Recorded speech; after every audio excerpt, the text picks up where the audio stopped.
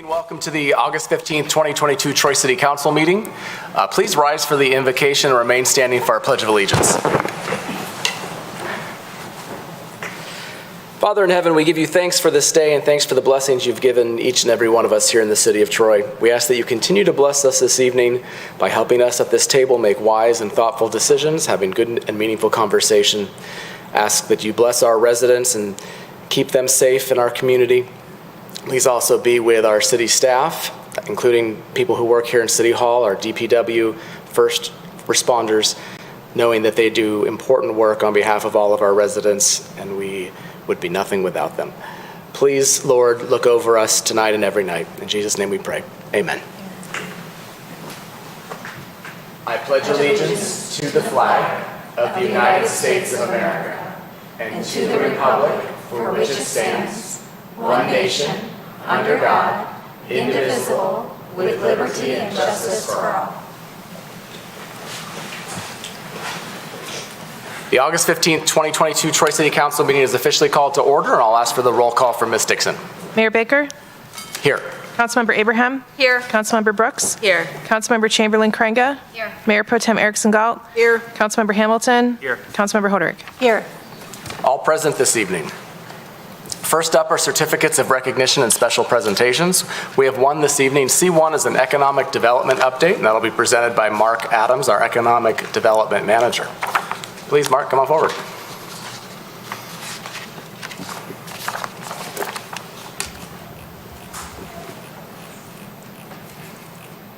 Good evening, Mayor, Council. I want to give you a brief update for the past 4 months on some of the economic development activities. As all of you know, I took over for Glenn about a little more than 4 months ago. And what I've been doing is really concentrating most of my time, but not all of it, on the existing businesses here in Troy. Because any good economic development plan has a good business retention program. And I've met with companies in person and virtually, and had Oakland County and the state of Michigan along for the ride with me, because we all offer services to assist businesses here in Troy. And as we talk to businesses, we want to find out what some of the issues are with the businesses and see if we have some programs to assist them. And as you all can imagine from what you've been reading and hearing locally and nationally, finding qualified employees is very, very difficult, especially of the technical nature with the type of companies that I've been talking to. And really, that's a U.S. issue, not just a Troy or Michigan issue. And one of the things that I make sure that these companies know is that we have a workforce development center here in Troy called Michigan Works.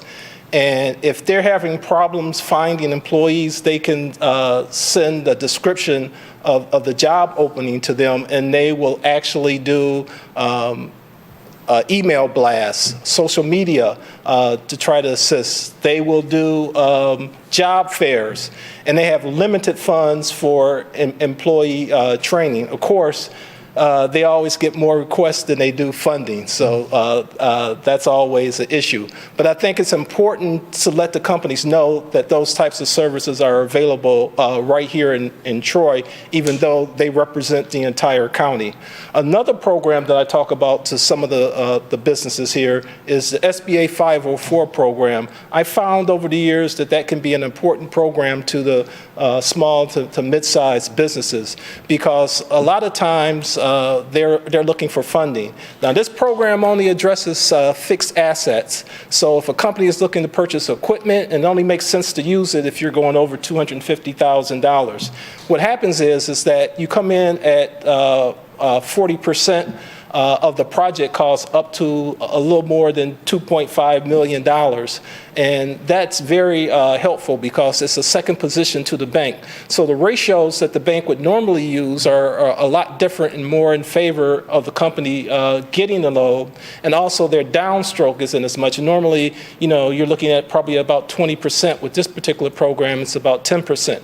And I know this particular program has Troy firms in its portfolio, and it started out as a county-based program, but really they service the entire metro Detroit.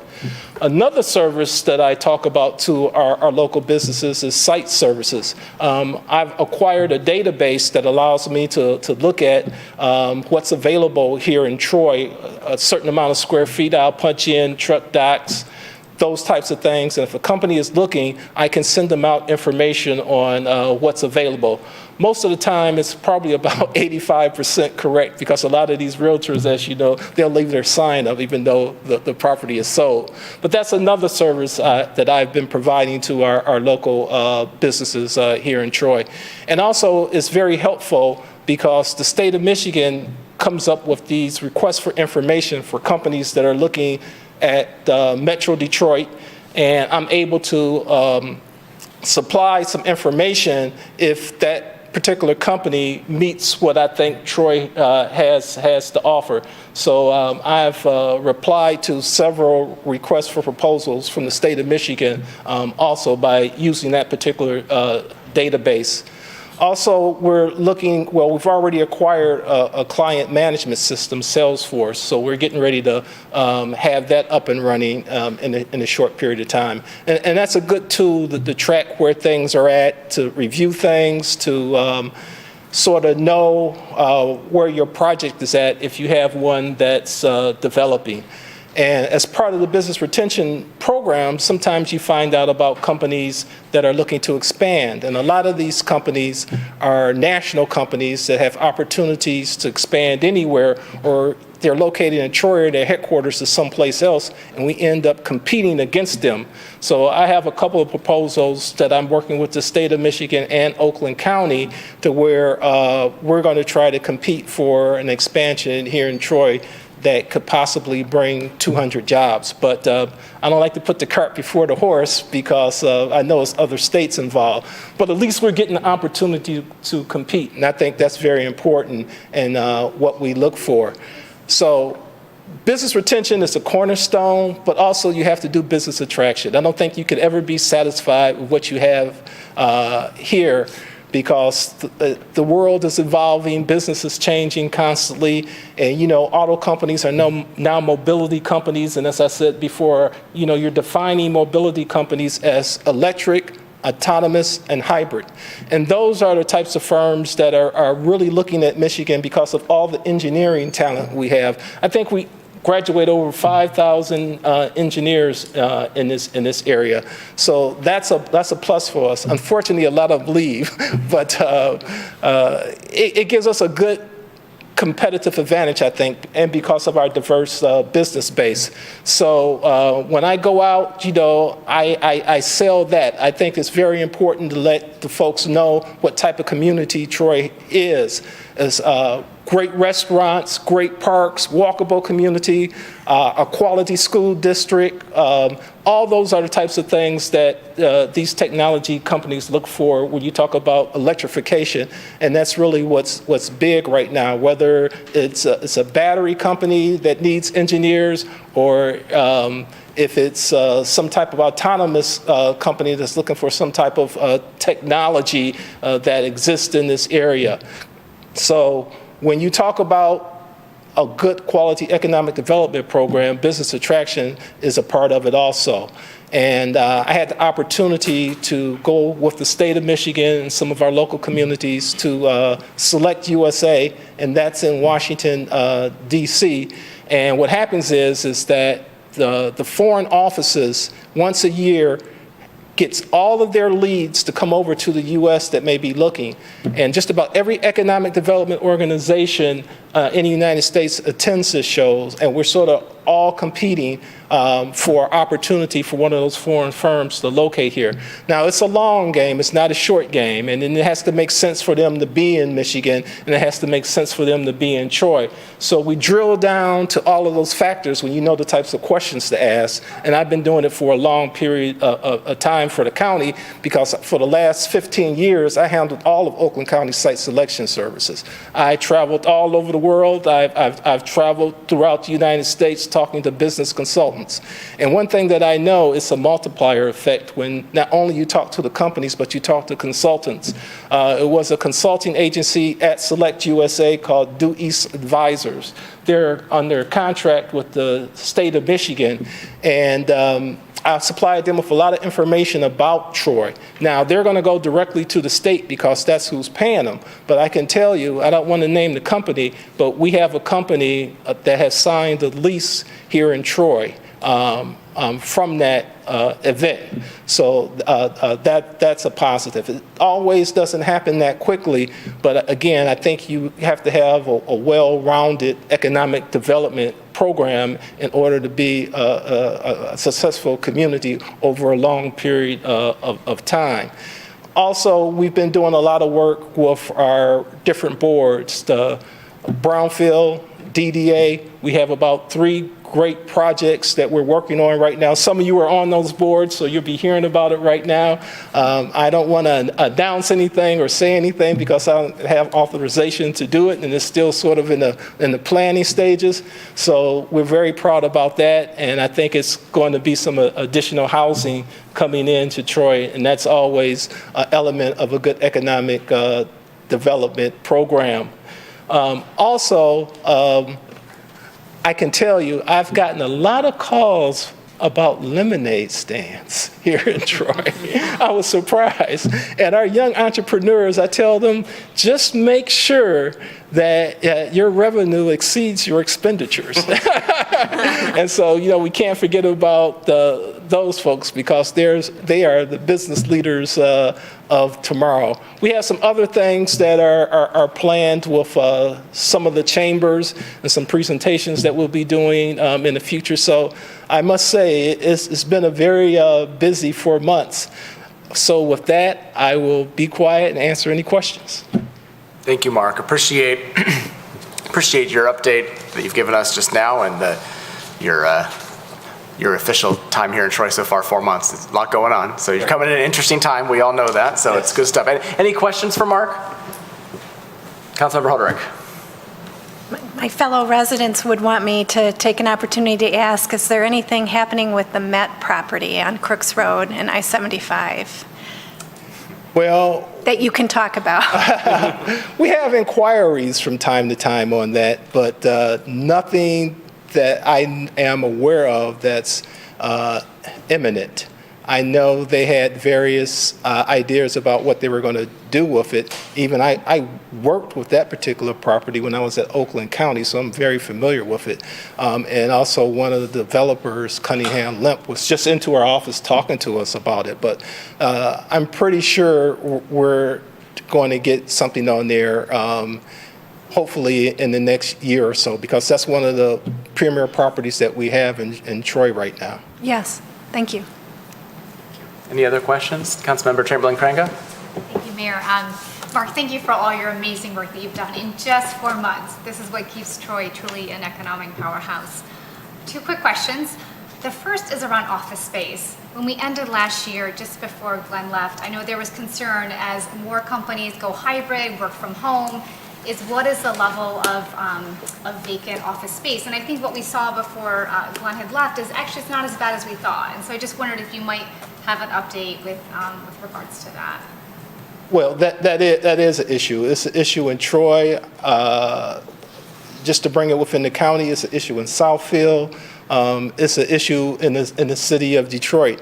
And we do have available office space. And what I'm trying to do is that when I see some type of back office operation or some type of financial operation or some type of call center, to make sure that I send that information to them about the available office space that we have here in Troy. But I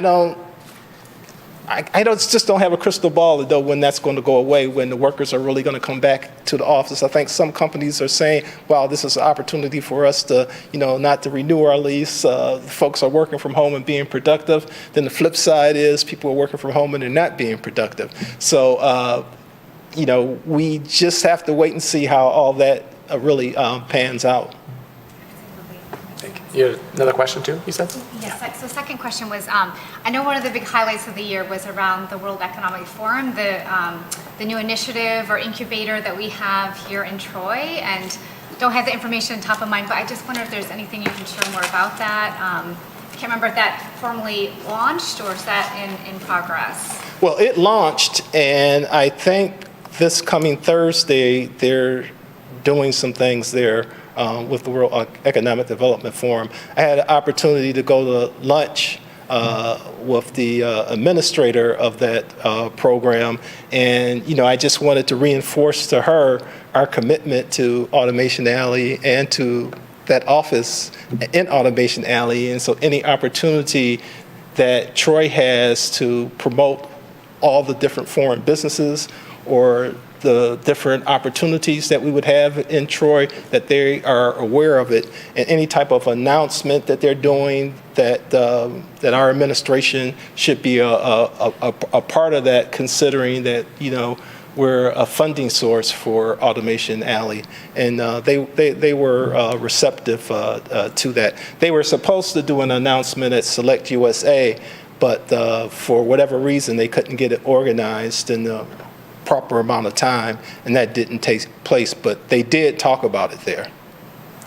I'm going to follow up on that if I can, because I can't. But I had breakfast with Tom Kelly from Automation Alley a couple weeks ago, I think, and we talked a little bit about that. So yeah, August 25th, they have a roundtable that talks about it. I think their official launch or the launch event is in October, as I recall. I think he and Cynthia Hutchinson were going to try to involve us as much as possible. So that should be coming more information. But I know that they're very excited about what they're doing. Obviously, they've got county and state funding for the first 3 years for that program.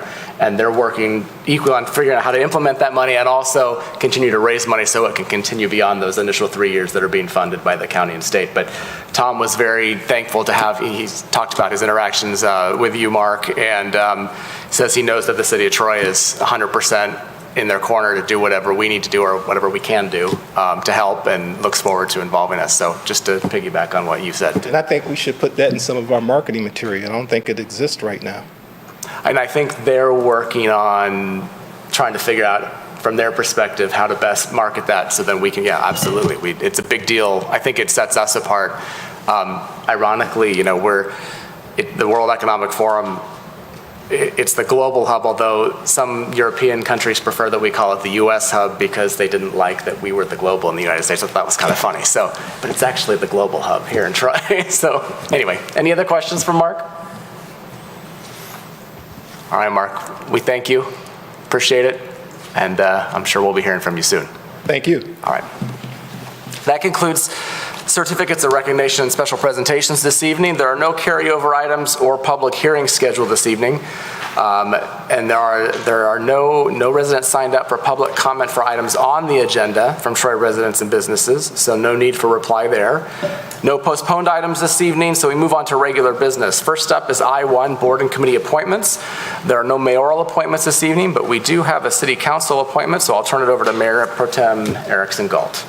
Thank you, Mayor. I would move that the council appoint Tyler Fox to the Charter Revision Committee for the term expiring April 30th, 2025. Support. Moved by Mayor Pro Tem Erickson Galt, supported by Councilmember Hamilton, that we approve the appointment of Tyler Fox to the Charter Revision Committee for the term expiring April 30th, 2025. Any discussion? The vote, Ms. Dixon. Mayor Baker? Yes. Councilmember Abraham? Yes. Councilmember Brooks? Yes. Councilmember Chamberlain Craig? Yes. Mayor Pro Tem Erickson Galt? Yes. Councilmember Hamilton? Yes. Councilmember Hoderick? Yes. Motion carries. We thank Mr. Fox for his willingness to serve. That concludes board and city council appointments this evening, so we move on to I-2, board and committee nominations. I don't have any mayoral nominations this evening, and I don't believe there are any council nominations. I-3 is a request. Well, there is no request for a closed session this evening, so we'll move on to I-4. My computer can catch up. There we go. I-4 is Standard Purchasing Resolution 5, approval to expend budgeted funds, HVAC replacements at Fire Police Training Center, Library and Historic Village. Standard Purchasing Resolution 4, Omnia Partners Cooperative Purchasing Contract, Building Management System Controls Integration, and budget amendments, and that'll be introduced by Facilities and Grounds Operations Manager Dennis Trantham. Good evening, Mayor and Council. Before you tonight is a request for a budget amendment to the Library Capital Fund in the amount of $45,200, and in the Troy Historic Village Capital Fund in the amount of $10,000 for upgrades to HVAC equipment. Just as a reminder how we how we get to a budget amendments, because I feel this is going to be a reoccurring theme this year. You may see a lot of me. We have a 5-year capital budget that we try to say it's going to cost this much to do a project. We start with estimates, and as I say, we update for the next 4 years. And an unprecedented time of inflation hits, and even the bids that we got in January that was our driving costs to develop this year's fiscal budget were incorrect. So that's where we are. What we're seeing is increased cost of equipment and materials across the board. You'll notice in the first memo here that we're installing a lot of this equipment with in-house staff. There's a tremendous savings to that. We just can't control the materials and equipment. Thank you. Any questions for Dennis? Someone want to move the resolution? HVAC is exciting. Go ahead, Mayor Pro Tem Erickson Galt. Thank you, Mayor. I'll move I-4, Standard Purchasing Resolution 5, approval to expend budgeted funds, HVAC replacements at Fire/Police Training Center, Library and Historic Village, Standard Purchasing Resolution 4, Omni Partners Cooperative Purchasing Contract, Building Management System Controls Integration, and Budget Amendments as printed in the agenda. Support. Moved by Mayor Pro Tem Erickson Galt and supported by Councilmember Chamberlain Craig that we approve I-4 Standard Purchasing Resolution 5, approval to expend budgeted funds, HVAC replacements at Fire and Police Training Center, Library and Historic Village, Standard Purchasing Resolution 4, Omnia Partners Cooperative Purchasing Contract, Building Management System Controls Integration, and Budget Amendments as printed in the agenda packet. Any discussion? The vote, Ms. Dixon. Councilmember Abraham? Yes. Councilmember Brooks? Yes. Councilmember Chamberlain Craig? Yes. Mayor Pro Tem Erickson Galt? Yes. Councilmember Hamilton? Yes. Councilmember Hoderick? Yes. Mayor Baker? Yes, motion carries. Next up is I-5, Budget Amendment and Standard Purchasing Resolution 4, Oakland County Purchasing Cooperative, exterior painting at Sanctuary Lake Clubhouse, also introduced by Dennis. Again, for us, this is a result of the current economic climate that we're in with the inflation. This one has a slight change. We added the roof of the Piper's Pub, the outdoor dining area, to this project, so it did increase the cost a little bit. But even without raising or adding that to the project, we are still over. So. All right. Any questions for Dennis? Someone, Councilmember Abraham? I'll move I-5, Budget Amendment and Standard Purchasing Resolution 4, Oakland County Purchasing Cooperative, exterior painting at Sanctuary Lake Clubhouse as printed. Support. Moved by Councilmember Abraham, supported by Councilmember Brooks, that we approve I-5 Budget Amendment and Standard Purchasing Resolution 4, Oakland County Purchasing Cooperative, exterior painting at Sanctuary Lake Clubhouse as printed in the agenda packet. Any discussion? The vote, Ms. Dixon. Councilmember Brooks? Yes. Councilmember Chamberlain Craig? Yes. Mayor Pro Tem Erickson Galt? Yes. Councilmember Hamilton? Yes. Councilmember Hoderick? Yes. Mayor Baker? Yes. Councilmember Abraham? Yes. Motion carries. Next up, thank you, Dennis. Next up is I-6, bid waiver, Motorship moving target systems, Police Department. That'll be introduced by Sergeant Dan Gaelic. Good evening. Mayor, Council, how are you? So I'm here to present the Motorship moving target system. Currently I'm assigned to the training section, emergency management section, and we have a need for proficiency with firearms is one of our main objectives in the section. And we have two things we train with currently for that. We have steel targets that are stationary, two-dimensional, and then we have paper targets, which are also two-dimensional that we can change. Issue with that is people are three-dimensional and they move. So we found a technology that can help us fill that gap. This technology is a motorized, basically a remote control. I have a handheld remote control, and the target's on 4 wheels, and I can control that up to 100 or 1,000 meters. So I can move this target to, from, left, right, on angles.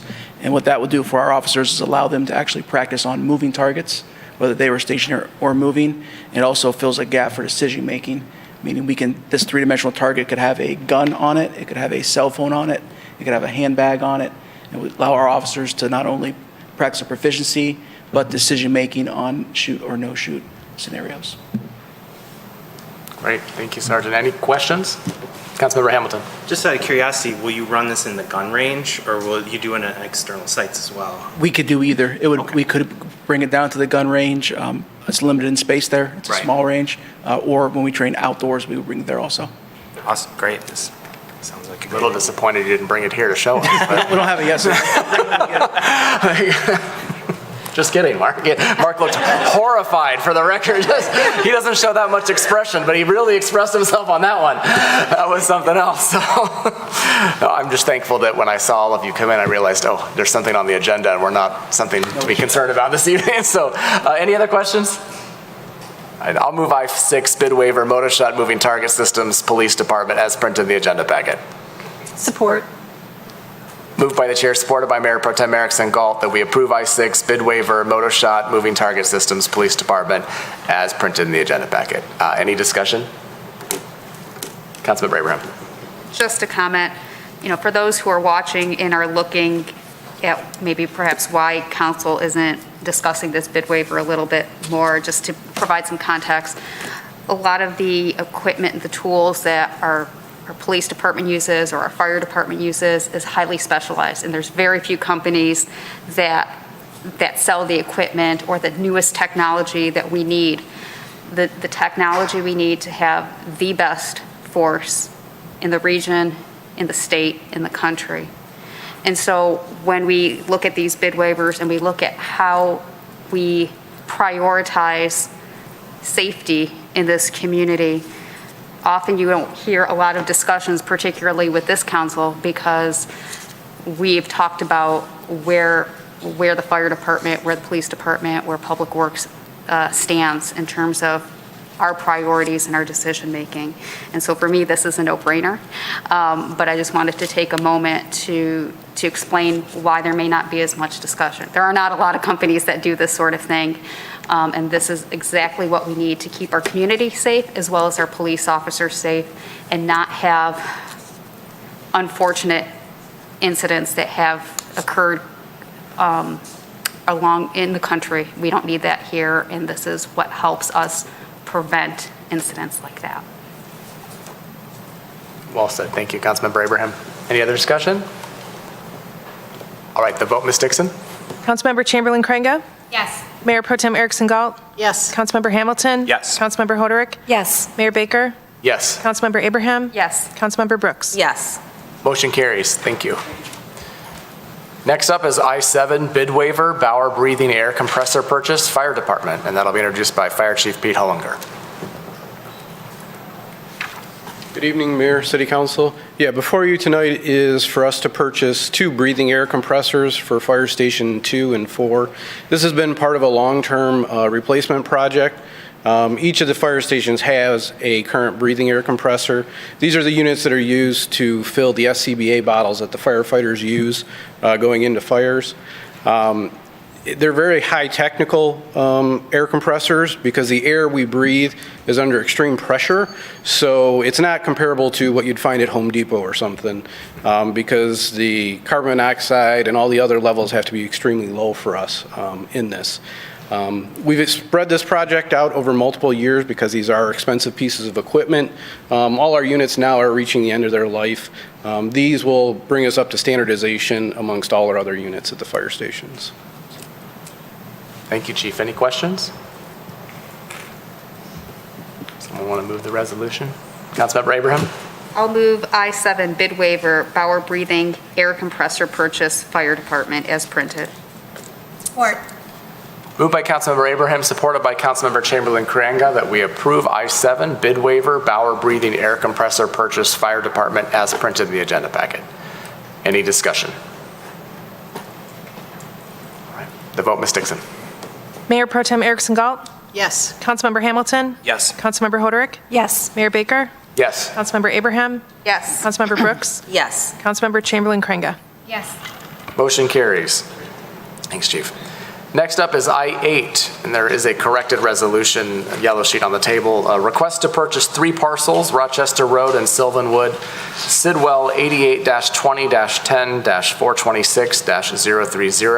88-20-426-030-032 and -033, and budget amendment. That'll be introduced by Public Works Director Kurt Bovensee. Good evening, Mayor and Council. Tonight before you is kind of an exciting opportunity to add about 1.2 acres to Sylvan Glen Lake Park. These parcels do abut the park. They're at the corner of Sylvanwood and Rochester Road.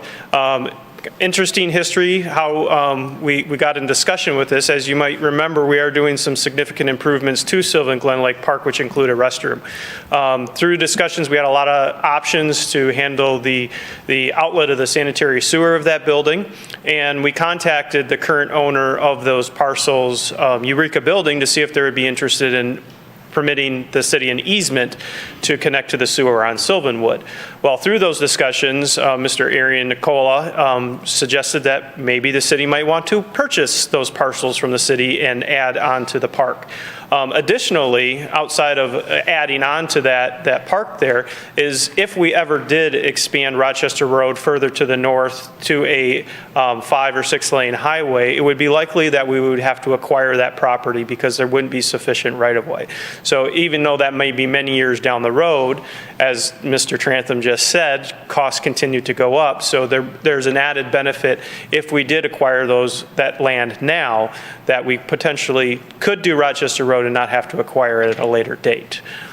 So with that, city staff negotiated with Eureka Building and what we believe is a fair price for the parcels.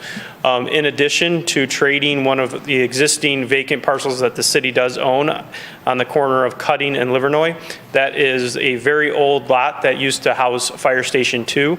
The city has attempted to sell that lot several times. It has been in front of the Parks and Recreation Advisory Board many years ago and saw no value in that being a park.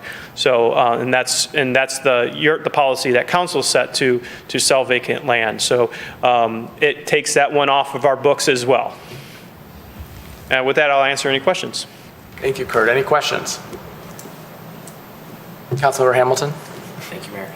Thank you, Kurt. How often do opportunities like this come up before council? Because I know my 5 years on council, I've never had this happen. And so it seems like a relatively rare and difficult thing for everything to align.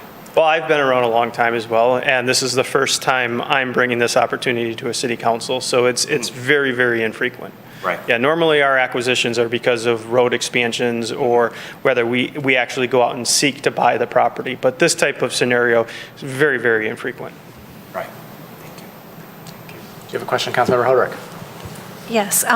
Could you, for folks who may be picking up on the fact that Sylvan Glen Park comes up frequently as of late at our meetings with improvements that we're making, take a second just to explain why that is and where the direction for doing that came from? Sure. I think the most recent direction was from the Parks and Recreation Master Plan, the 2020 to 2025, and that plan specifically calls out improvements to that park, and that was a result of citizen engagement, and that park was also identified in the Green Space Subcommittee that also identified that to be what we call now a neighborhood park, to transform that into a community park, more of a destination, and add amenities to it.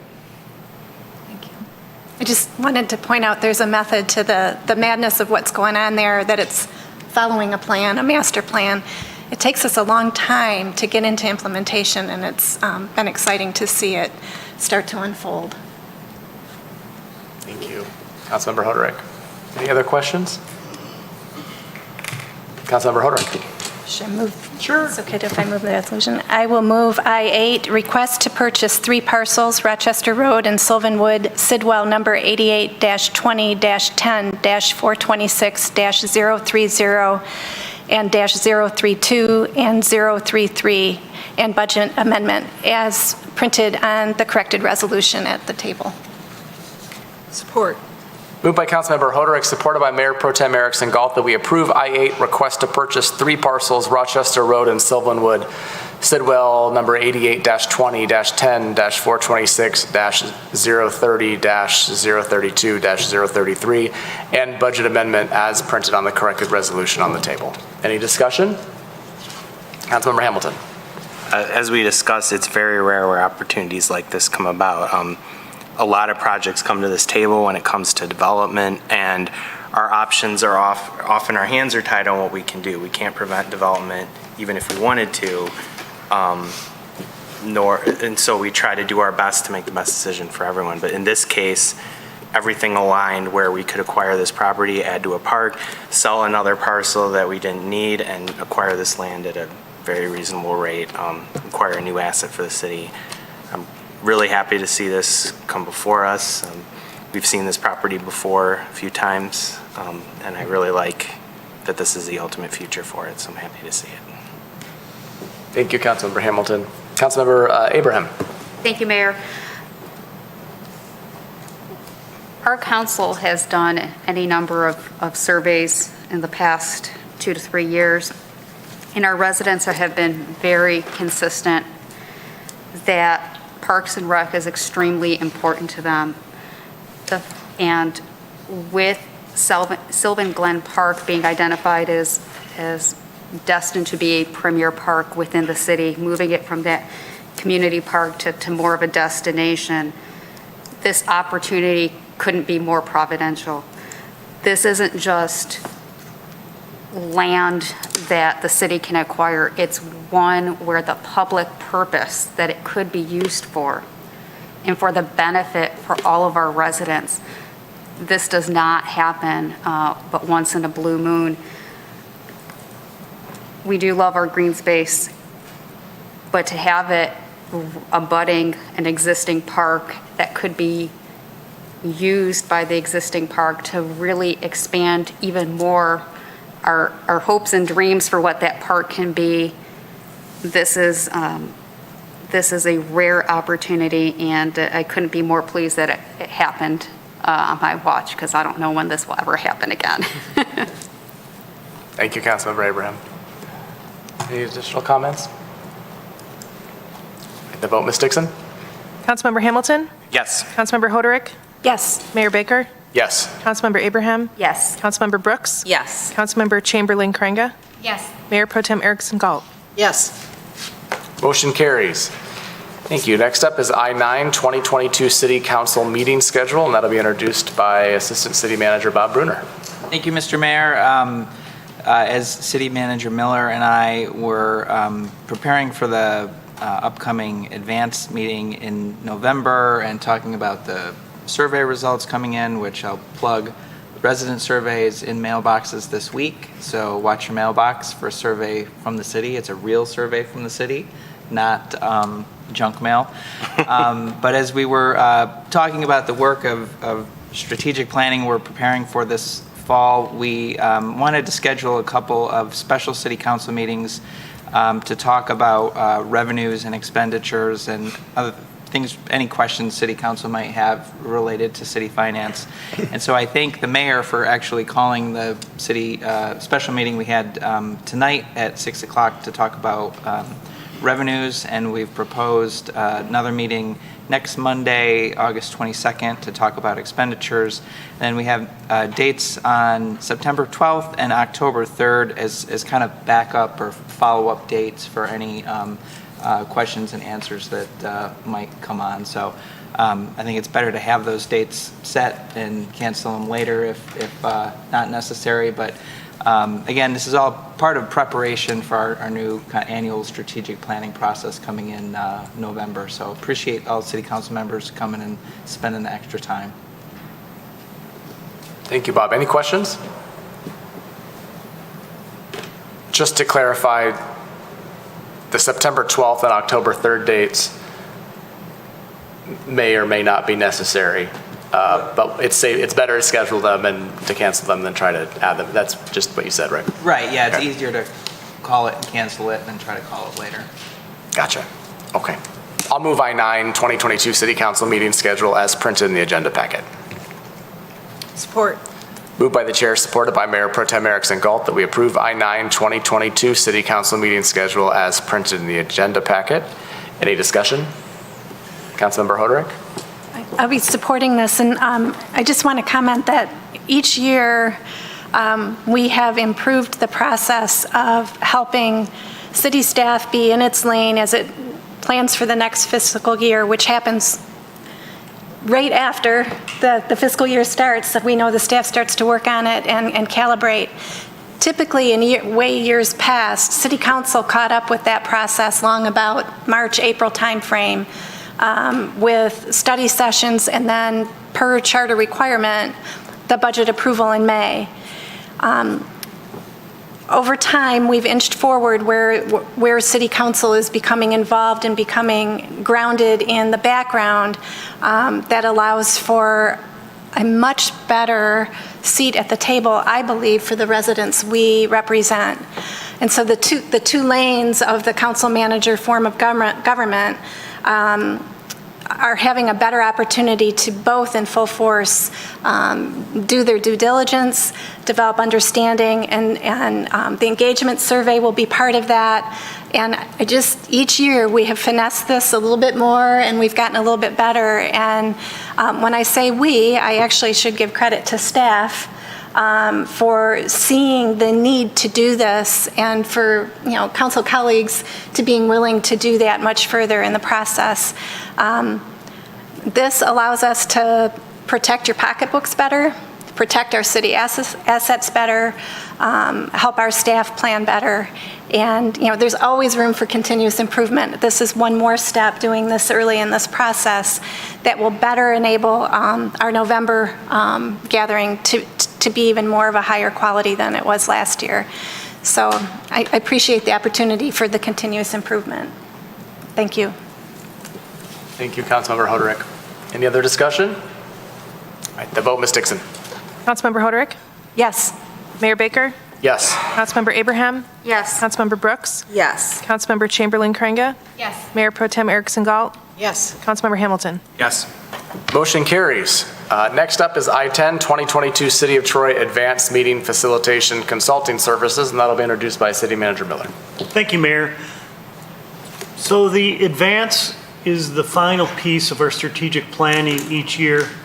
And Bob Bruner and I sat down a few months ago trying to look at how we can make the advance better. And we initially considered actually going out for bid like we did last time. And we only got one bid proposal, right, Bob, last year. So we thought that we would reach out to James Vetrano. And we know James Vetrano from GovHR USA, which really concentrates on HR issues such as executive recruitment or wage and classification studies. So then we reached out to James and he was excited about this project. I don't know if you know, but he's really concentrating his area of work in southern Oakland County. And what became apparent is that his relationship with GovHR is only for HR issues. And this facilitation really isn't HR per se. So we would be contracting with James Vetrano directly. But what I thought was also interesting in looking at his documents, that I had known that James was working with Rochester University, but now he's the first director of civic engagement there, and he's also an assistant professor. So he kind of has a three-pronged professional career going on right now. So we've got this proposal, which is a no-bid proposal, which is permitted under our charter, and the proposal is under $10,000. It's about $8,875, but we felt that it's the development of the council strategic plan that you should be one approving this, because technically I would have enough authorization to do it under $10,000. So I think what we have is once again another improvement to our strategic planning process, and I'll tell you, James is really excited to get involved in this, and we recommend engaging James Vetrano for this advanced facilitation. I'll answer any questions you have. Thanks, Mark. Any questions from council? Councilmember Chamberlain Crainga. Thank you, Mayor.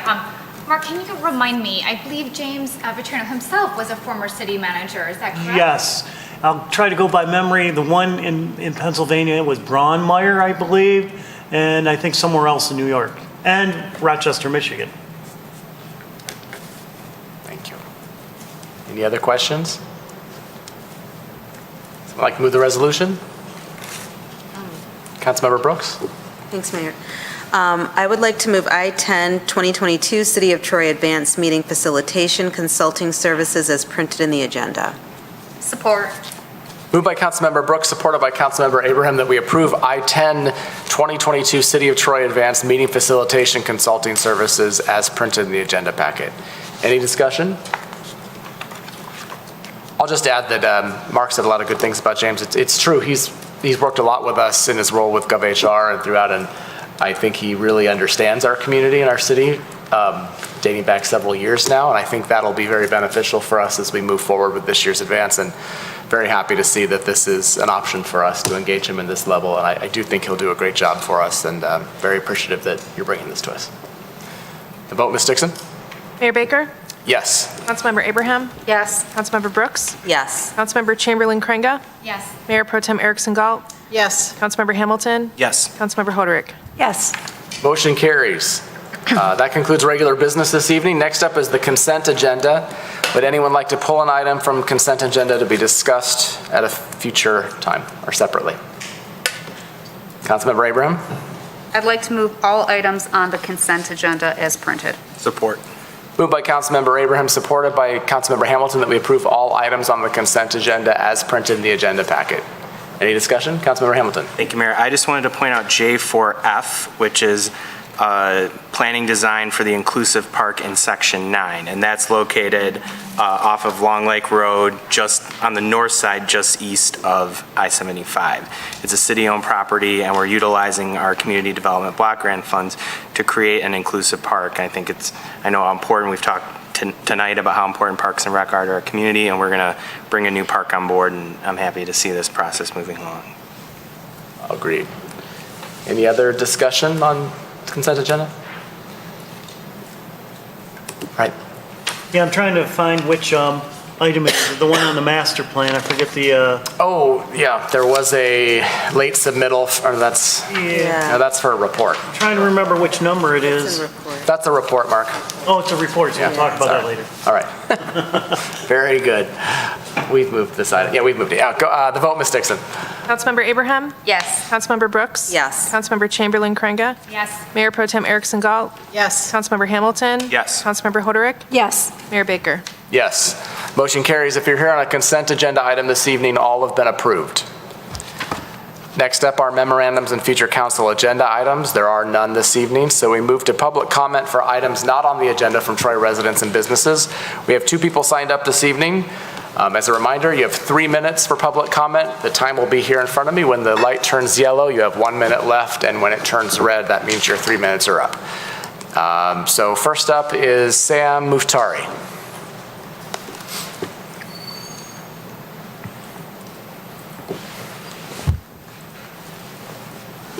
Good evening. I have a house on Troy Drive, and I owned the house for 4 years. And the last year and a half, every time it rains, I get so much water, and I lose my furnace, water heater, washer and dryer, and everything, that's bad. And I've called the council a couple times, but they said, you knew that's Troy, it's like wetland or something like that, but I see no reason something in the drain could not be fixed, something else. Because every time it comes rain hard, like my heart goes because, I can't get out from the driveway. And I hope you do something, but the situation, that's, because every time it's rained, it's a lot of water in the street that goes like little river, and that fills up and comes back through the drains and goes in the house. Thank you. Thank you, Mr. Muftari. Our rules, we don't have a back and forth conversation, so we'll have an opportunity to reply in just a couple minutes, okay? Thank you. Next up is Odetta Fekani.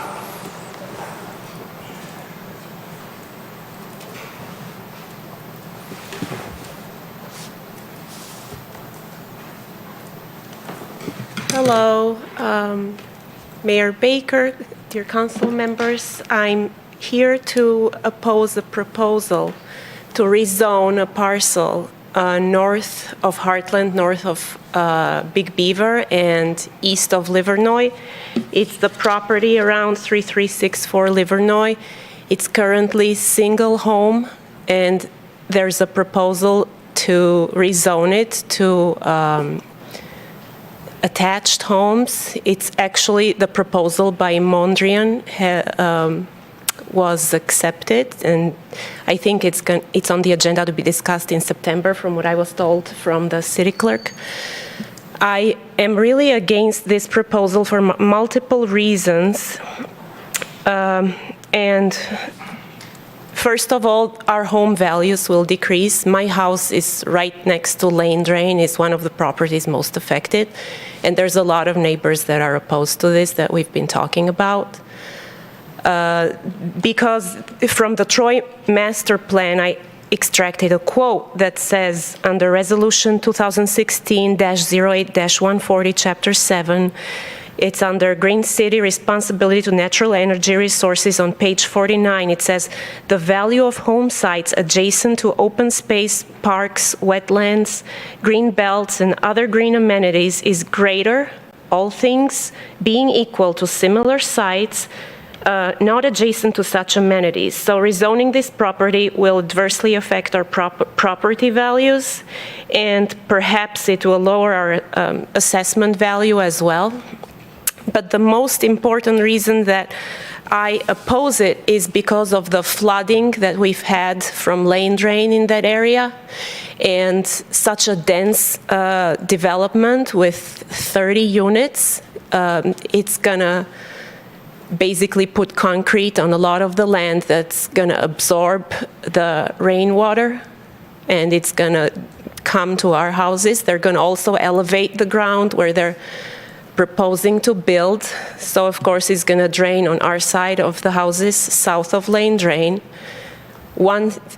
First of all, I don't see why it has to be rezoned from single family to multifamily, because it's like forest land. It's a lot of wildlife.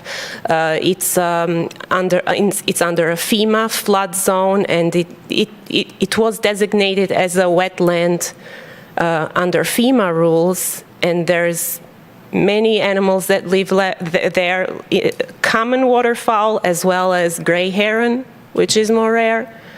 A lot of deer go by there, so I'm really concerned about where the wildlife is going to go.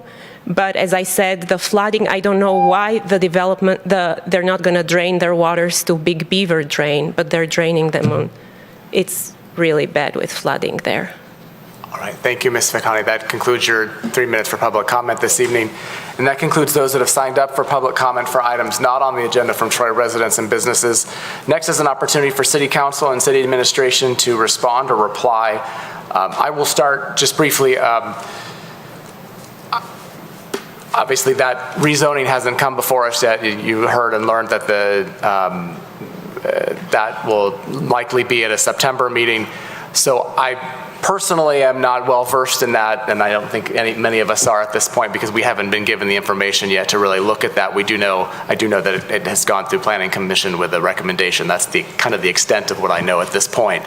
But I will tell you that we'll surely look at all of the backup material that comes with it, have ample opportunity to discuss with city management and other parties, certainly before we make any decisions. And there will be a public hearing for an opportunity for you and your neighbors to speak further about it, should you choose to. But other than that, I don't feel too comfortable speaking about it tonight, just because I don't know enough about it to say anything that would make sense. But certainly flooding issues are always a concern when there's development, and that is part of as we've talked about in other development proposals, and flooding issues need to be addressed, or water issues need to be addressed before there's approvals and final approvals, and I'm assuming that would be the same here. Mr.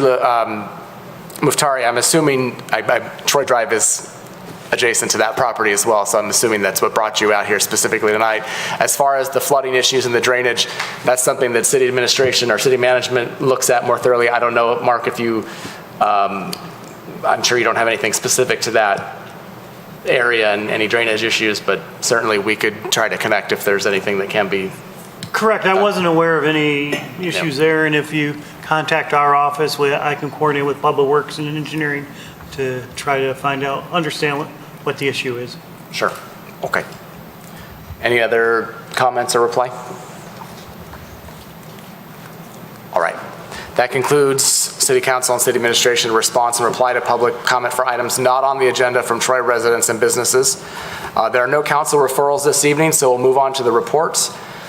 City Manager Miller, I know you had a comment about a report, or you wanted to perhaps bring that up as it related to the master plan, or? Yeah, I just wanted to make a comment on O2B that I've had some question from council members is where that is in process is that the you want to use the most current census data, but unprecedentedly, the Census Bureau is not going to release the data until 2023.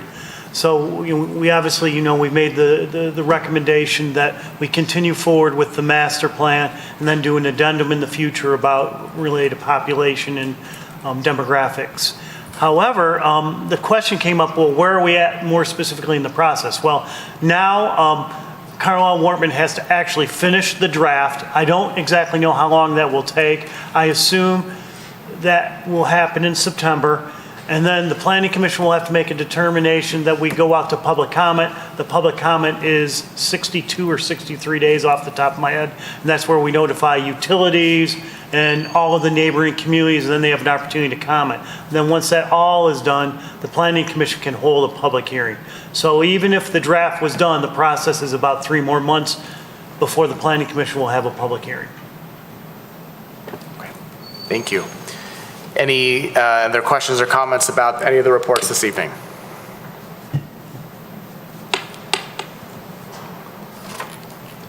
All right, how about council comments? Council comments? Councilmember Hamilton? My daughter Victoria turned 3 All right. Happy birthday, Victoria. Anything else? All right, there's no request for closed session this evening, so we are adjourned.